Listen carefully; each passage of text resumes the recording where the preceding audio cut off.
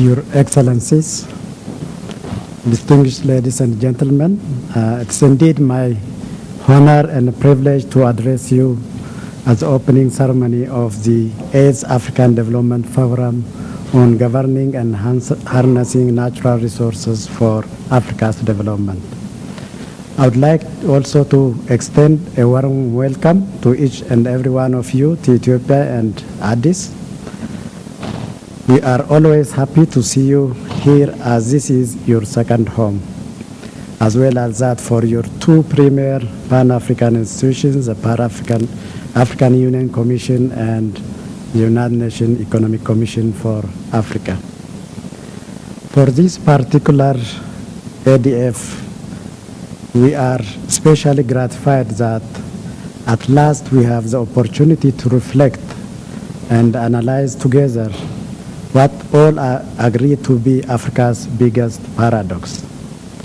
Why is its generous natural resource endowment has not fully contributed to its economic and social transformation, as has happened elsewhere?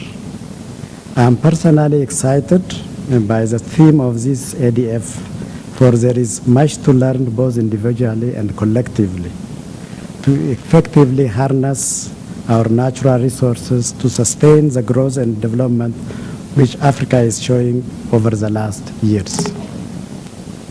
Part of the reason I wholeheartedly align with the theme is that I strongly believe that Africa need not be and does not indeed deserve to be poor at all. Work done here at ECA tells us that illicit financial flows from the continent amounts to nearly 50 billion USD per year, and much of this is from the extractive industry. If we look at the mineral resource sector, Africa is the largest global supplier of cobalt, platinum, chromium, gold, diamonds, you name it. For the last 10 years, the price for these mineral commodities have been at their highest, and I understand many have increased by a factor of even 4. Should we not expect that this should have made a significant dent on our poverty levels and underdevelopment?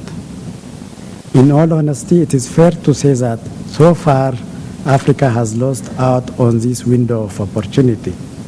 Its poverty levels have continued to unabated, its infrastructure deficit and its low level of human development have continued to hamper any meaningful development that would make difference in poverty and underdevelopment. We don't add value to our minerals, to our agricultural products, reflecting low level of industrialization of Africa. This story extends to Africa's land resources. Despite our history, the land is tied down to our culture and our identity.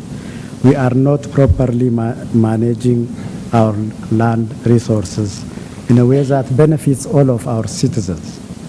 There are disparities in land access, particularly by women, thus putting a constraint on sustained development.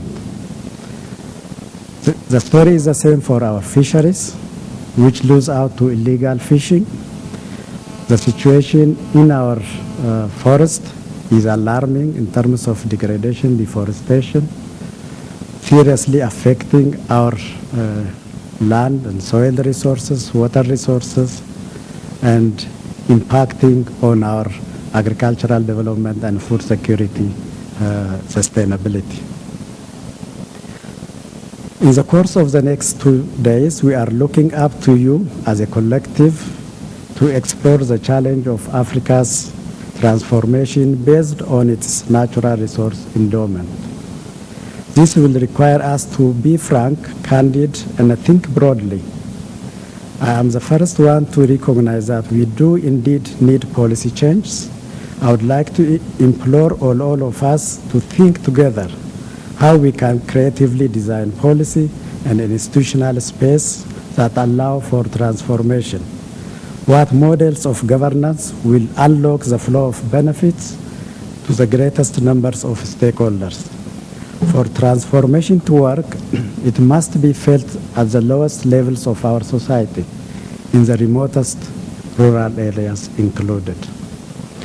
An important step forward is the adoption of the African Mining Vision in February 2009 by the African Union Summit of Heads of State and Government. What is required is commitment to implement this vision so that we realize our growth and industrialization agenda. Let me here express my belief that to effectively govern and harness our natural resource for Africa's transformation and end poverty, we need a new type of state and a new type of leadership. A state that is developmental, leadership that is transformative. Unless we get this political economy right, we will not be able to learn and harness our natural resources to transform Africa's economy and end poverty for our population.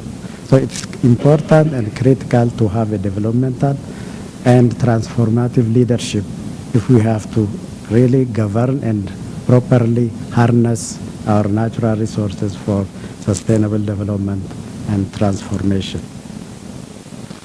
Your Excellencies, allow me to, in the interest of contributing to the debate, some of our thoughts and our approach to transformation in Ethiopia. Appropriate to the theme for this African Development Forum, we have a growth and transformation plan, which the first phase runs from 2010 to 2015. And for this, I wish to pay tribute to our late Prime Minister Manyazewal, who provided visionary leadership over its formulation as he did in so many fields. Ethiopia is one of the fastest growing economies in the world, not because of major mineral revenues, but good policies, committed leadership, and policy and program ownership. So if we have good policies, if we own our policies, if we own our natural resources, I think it is possible to accelerate growth, to accelerate development that is inclusive and that benefits the majority of our population. I think the main approach to this plan is that all our entire development agenda and policies are geared towards one goal: empowering our citizens through growth, development, and poverty eradication, i.e. the delivery of opportunities and benefits to all our people. We recognize that we have to integrate policies and strategies at all levels of government effort and create the necessary institutional and policy space for this integrated approach, bearing in mind the need for participatory approach to implementation. We mobilize domestic and foreign resources to invest in our infrastructure, our human resources and institutions to lay the foundation for our long-term growth and transformation. We believe we need to make further concerted effort for increased domestic saving so that we sustainably finance our growth and transformation on the basis of domestic resources. Further, our growth and transformation is committed to building climate resilient green economy, which has 4 pillars, including productive agriculture on the basis of effective management of land, protecting and re-establishing forests for their economic and ecosystem services, including carbon stocking, and expanding green energy. Let me add my final thoughts to this. I believe that natural resource-driven transformation has to be integrative. We need to work towards the establishment of natural resource clusters and development corridors by exploring economies of scale across regional space. This will certainly require that we scale up our regional integration efforts. Furthermore, we have to think through not just policy and institutional reform, but whether we have a developmental approach to skill building, whether our systems support innovation and wealth creation at all levels of the natural resource value chain. And finally, the role of the developmental state and the other players that are crucial to the value chain. I think we have an exciting 3 days ahead of us. The perspective we gain and the lessons we learn must be translated to actions. In so many time we declare, we have programs, we have action plans. I think one of the critical deficits in Africa is translating those declarations, those action plans into concrete actions. So I really urge you, as we learn lessons and as we go back to our home, we should make an agenda to really translate those perspectives and lessons, and also the African mining vision into concrete action, so that we get the justifiable return on our natural resources to use it effectively for transforming our economies and ultimately end our poverty.